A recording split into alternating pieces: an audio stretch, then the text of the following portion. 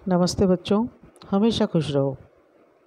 मैं JVN doctor Nirupama Harshvardhan, faculty of education and methodology, Jyoti Vidyapeeth Mahila Vishwavidyalaya Jaipur से। आज मैं बीएड 4th सेमेस्टर के हिंदी गद्य के पेपर के अंतर्गत जैनेन्द्र कुमार जी का प्रसिद्ध उपन्यास त्यागपत्र के बारे में बताऊंगी।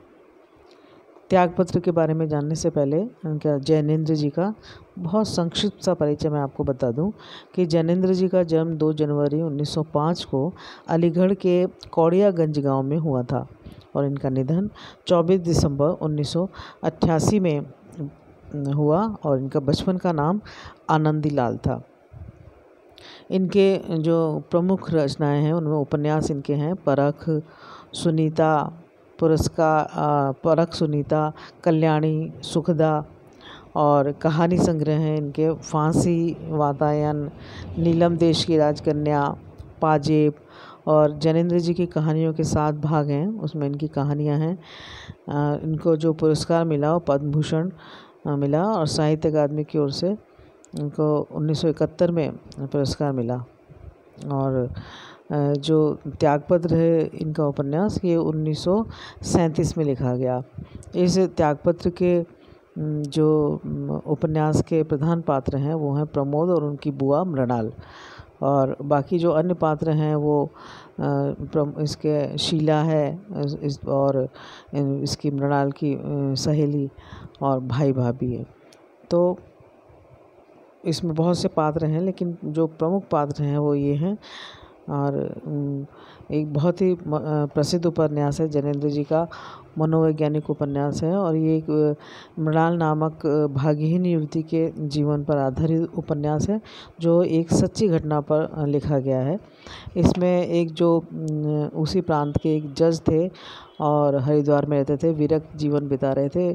उनकी मृत्यु के पश्चात जो समाचार अखबार में छपा तो उसमें बताया गया कि इनके मृत्यु के बाद इनके कागज़ों में, जज साहब के जो कागज़ों में कुछ एक पांडुलिपि भी मिली और उस पांडुलिपि अंग्रेज़ी में लिखी हुई थी।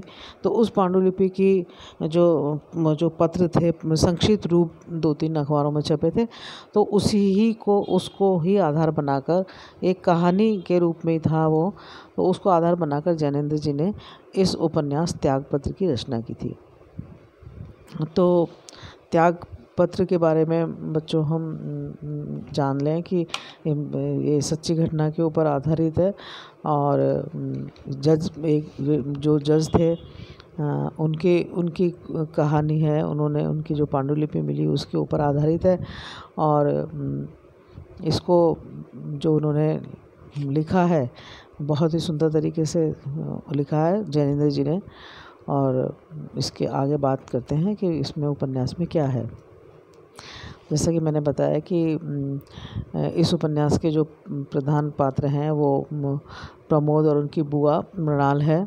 और एक वास्तव में देखा जाए तो प्रमोद तो एक दृष्टा या कथाकार है जो अपनी बुआ के जीवन के बारे में बता रहा है। जो उपन्यास है ये इसमें प्रमोद अपने बुआ के बारे में बताता है, तो एक तरह से वो एक कथाकार माना जा सकता है।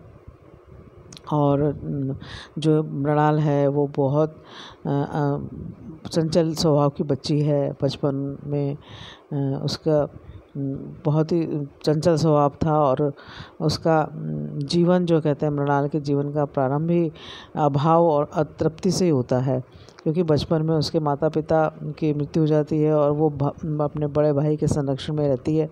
भाई से उसे बहुत स्नेह मिलता है, बहुत अच्छे से उसका लालन पालन होता है, परंतु भाभी का कठोर स्वभाव उसको परेशान करता था और उनका जो कड़ा अनुशासन था वो उसकी जो हंसी थी और जो सहजता थी वो कहीं सिमट जाती थी। तो परेशान इस बात से रहती थी कि भाभी का जो कठोर व्यवहार है उसको हमेशा उस बात से परेशानी होती थी। और इसी प्रकार से वो उसका जो भतीजा था प्रमोद, उससे वो बहुत घुली मिली थी और उससे अपने मन की बात कहती थी। उनके अंदर ऐसी थी जैसे वो दोस्त होते हैं आपस में, ऐसे ही उनके बीच में वो संबंध था बुआ और भतीजे का कि वो अपनी हर बात उससे कहती थी, और वो प्रमोद भी अपनी हर बात अपनी बुआ को बताता था। तो अपने दुख सुख का साझी थे वो, और बहुत खुश रहा करते थे। परंतु वो था कि अंग्रेजी स्कूल में पढ़ते समय जब वो स्कूल में थी तो उसकी सहेली थी शीला, और शीला के भाई से उसको प्रेम हो जाता है। और जब इस प्रेम की टोह उसको भाभी को लगती है तो उसको बहुत ही निर्दयता पूर्वक उसको वो पीटती है, बहुत उसकी पिटाई करती है, मारती हैं। और फिर उसके परिणाम ये होता है कि वो एक वृद्ध व्यक्ति के साथ, प्रौढ़ व्यक्ति के साथ उसका विवाह कर देती है।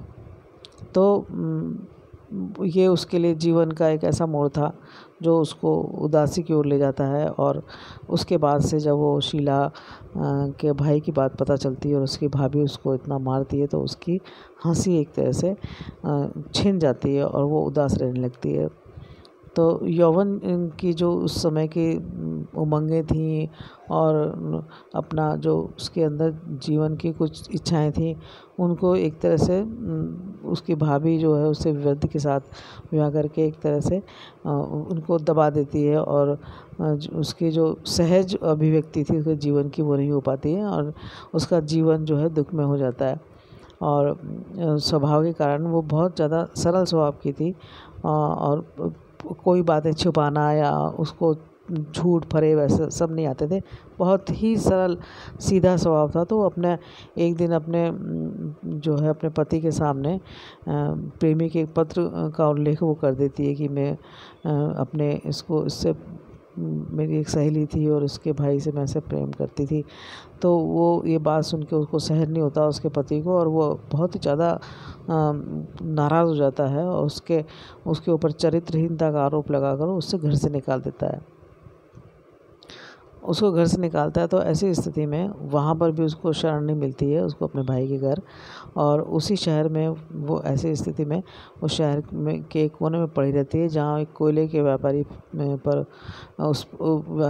उस पर आसक्त हो जाता है और उसे कहीं भगा के ले जाता है। तो उद्दाम वासना के शांत होने पर वह बनिया भी उसको छोड़कर चला जाता है। मृणाल अस्पताल में एक बच्ची को जन्म देती है जो 10 महीने की होकर मर जाती है। फिर वो एक डॉक्टर के यहाँ कुछ दिनों नौकरी करने के बाद भटकती हुई जा पड़ती है समाज के ऐसे लोगों के बीच में जो बहुत ही निम्न थे और बहुत ही ऐसे तबके के थे कि जहाँ एक सभ्य समाज का व्यक्ति नहीं रह सकता। तो उसका जीवन दुख में हो जाता है, बहुत यातनाएं वो सहती है। और वहीं पर जो निम्न लोगों के बीच में वो रहती है, वहाँ पे उसको एक घातक रोग जकड़ लेता है।